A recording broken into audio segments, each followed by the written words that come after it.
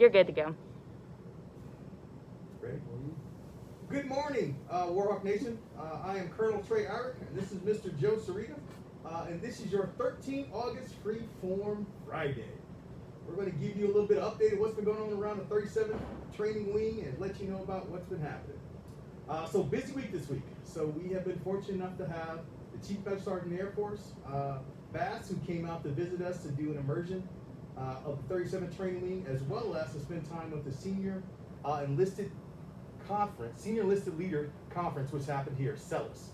That's where we had about 34 nations from around the world that came to provide assistance and as well as to talk about issues within their particular countries.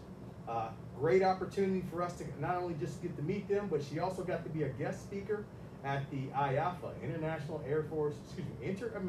Air Forces Academy banquet, which happened on Wednesday. And it was a phenomenal time, and she did a great job. Now, as we kind of get through a couple of these activities, I know there's a couple people that got some questions out there specifically about COVID. COVID is a big issue right now. As you see, we're masked up. We're doing this because we want you to know that it's important that you maintain, the proper protocols while you're in the building. Make sure you're masked. If you get vaccinated, please get vaccinated if you are unvaccinated. Because what we're getting information on is the Department of Defense is getting ready to push down a mandatory, and I say mandatory, vaccination for all military personnel come the middle of September. That may very well come across the civilians, but we don't have the most current information on that right now. So what you can expect, we're currently in health protection condition Bravo Plus. What that means is we're taking additional protocols, steps to make sure that we're protecting not only ourselves, but our families and all those we work with so that we do our job. Now, a lot of conversation about if we're going to go to Charlie. Most recent conversation we're having with the 502nd Air Base Wing Commander is we're not changing our current level, but we are going to start to add a couple more restrictions. So what you might see is a lot more limitations. Who can come on base if you're not unvaccinated. They're going to start having some real questions of what we can do. Be on the lookout for an update from the 502nd Air Base Commander. She's going to push out the latest guidance here in the coming week. So be on the lookout for that. Now, as we talk about that, we want to talk about some upcoming activities. Yeah, well, a couple things, when Colonel Irick's talking about HBCon Bravo Plus, a lot of questions may come up on basic training and have there been any changes. So I would just reference that if you do have any questions, you just go to the basic training website, www.basictraining.af.mil. That's got a lot of the questions and answers up there for you. So you can go through that and answer and get some of the answers to your questions. The next thing that I would highlight is the Air Force Ball. So the Air Force Ball is currently planned for the 18th of September. I know that seems like it may be a little ways out. We're looking at over a month out, but the thing is there's limited tickets for the event. So if you're interested in attending the ball, that I'd ask that you take the time to research to get your tickets well in advance so you don't miss out on that great event. Yeah. So Air Force Ball is going to be a great opportunity if you can come out. Again, we'll maintain our proper protocols, make sure we're giving people space and wearing masks.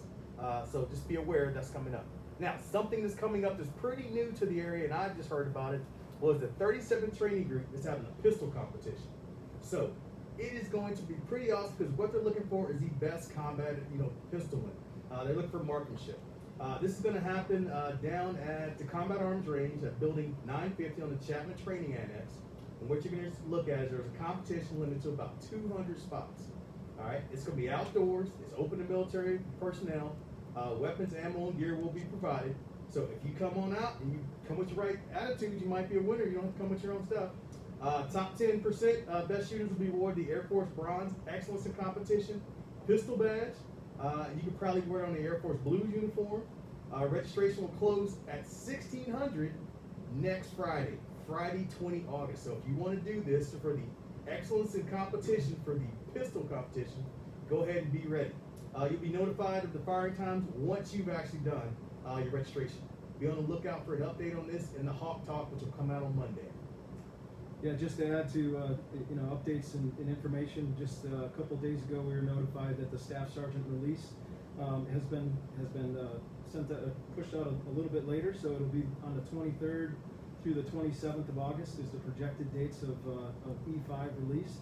and that was just due to a file freeze extension. They ended up pushing up the file freeze to the 28th of July.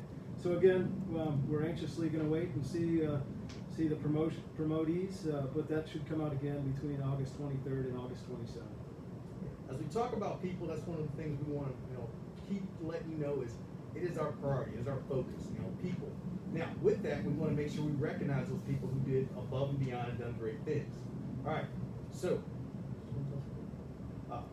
one of the people we want to talk about is the winner of the 2nd Air Force's Cy John nominee for Junior Officer category. It's going to be Captain Frank Rossetti from the 343rd Training Squadron. Now, this award recognizes accomplishments of officers and enlisted leaders who demonstrate the highest qualities of leadership performance of their duties and conduct of their lives. So, congratulations, Captain Rossetti. Job well done.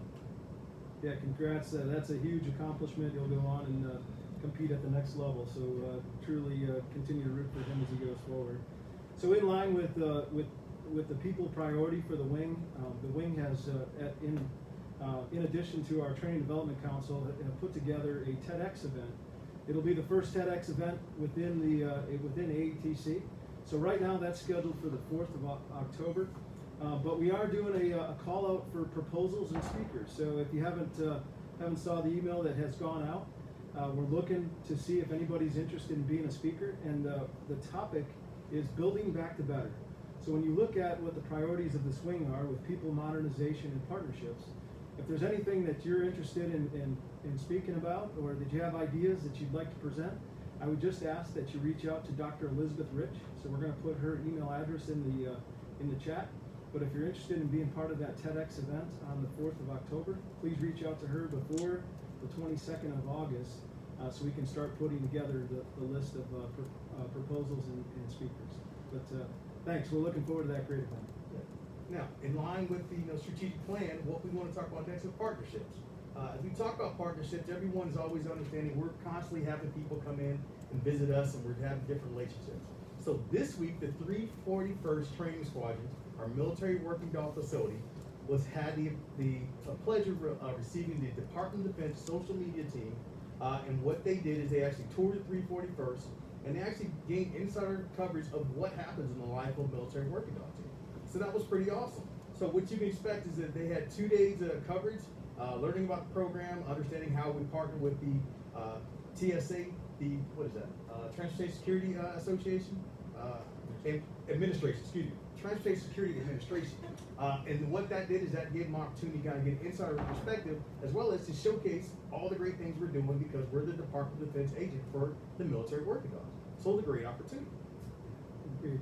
So the last strategic priority that we have is modernization, and this is again just an update for everybody. This went out in the Hawk Talk as well as a message went out this week, just to notify everybody that the Luke East Gate, one of the main gates into Lackland, is going to be going under construction from August 23rd through November 23rd. So as we know, already a pretty congested area is going to be limited on lanes. It'll still be open, but it will be limited down to 1 or 2 lanes in the mornings. So I would suggest you look at alternate routes in. The other gates will be open, allowing traffic flow in and out. But just for your awareness, you can start preparing in advance. August 23rd through November 23rd, so a couple months there of having to deal with that construction. Going to be a little bit of backlog on that gate, so start looking for other options. So, hey, we want to thank you all for joining us another Freeform Friday. Be on the lookout for the Hawk Talk coming out on Monday. Have a great Air Force weekend. And remember, Warhawks train to win.